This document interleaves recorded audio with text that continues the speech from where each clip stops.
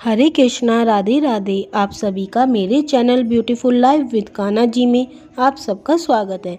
आज हम माघ मास का 13वां अध्याय प्रारंभ करते हैं। विकुंदन कहने लगा कि तुम्हारे वचन से मेरा चित्त अति प्रसन्न हुआ है, क्योंकि सज्जनों के वचन सदैव गंगा जल के सदृश पापों का नाश करने वाले होते हैं।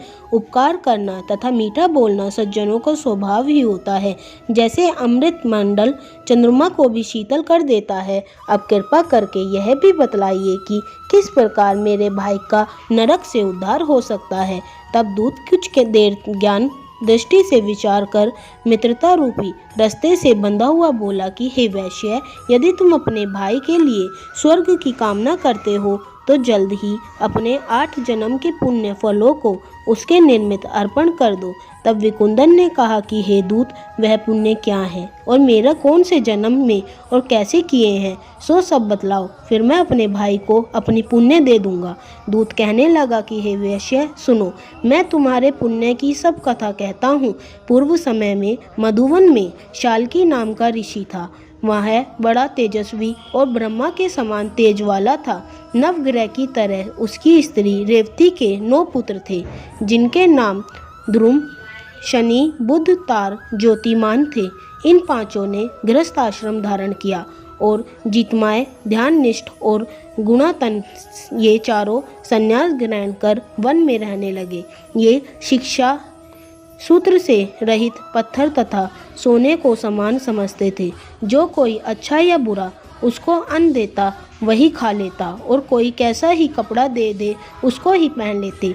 सदैव ब्रह्म के ही ध्यान में लगे रहना। इन चारों ने व्रत, शीत, निद्रा और आहार सबको जीत लिया।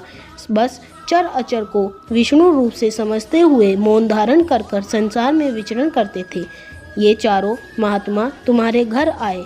जब तुमने मध्याह्न के समय भूखे प्यासे इनको आंगन में देखा तो तुमने गदगद आंखों में कंठ आंसू भरकर उनको कंठ से नमस्कार करके इनसे बड़ा आदर सत्कार किया। इनके चरणों को धोकर बड़े प्रेम से तुमने इनसे कहा कि आज मेरे अहोभाग्य हैं, आज मेरा जन्म सफल हुआ, मुझ पर भगवान प्रसन्न हुए, मैं सनाथ हूँ, मेरे माता पिता, पत्नी, पुत्र, गौ आदि सभी धन्य हैं, जो आज मैंने हरि के सदृश आपके दर्शन किए। सो हे वैश्य, इस प्रकार तुमने श्रद्धा से उनका पूजन किया और चरण धोकर जल को मस्तक से लगाया।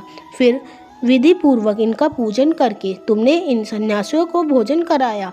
इन सन्यासियों ने भोजन कर कर रात को तुम्हारे घर में विश्राम किया और ब्रह्मा के ध्यान में लीन हो गए। इन सन्यासियों के सत्कार से जो पुण्य तुमको मिला है, सो मैं भी कहीं से असमर्थ हूँ, क्योंकि सब भूतों के प्राणी श्रेष्ठ हैं।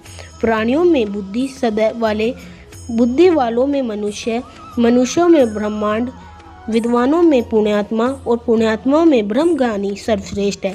ऐसी ही संगति से बड़े बड़े पाप नष्ट हो जाते हैं। यह पुण्य तुमने अपने पहले 8 जन्म में किया था। सो यदि तुमने अपने भाइयों को नरक से मुक्त कराना चाहते हो तो तुम यह पुण्य दे दो। सो दूत के ऐसे वचन सुनकर वह प्रसन्न हुए और अपने प्रसन्न पुण्यों को अपने भाई कुंदन को दे दिया और वह नरक से मुक्त हो गया और दोनों भाई देवताओं से पूजित किए गए। तब दूत अपने स्थान को चला गया। इस प्रकार वैश्य के पुत्र विकुंदन ने अपना पुण्य देकर अपने भाई को नरक की यातनाओं से छुड़वाया।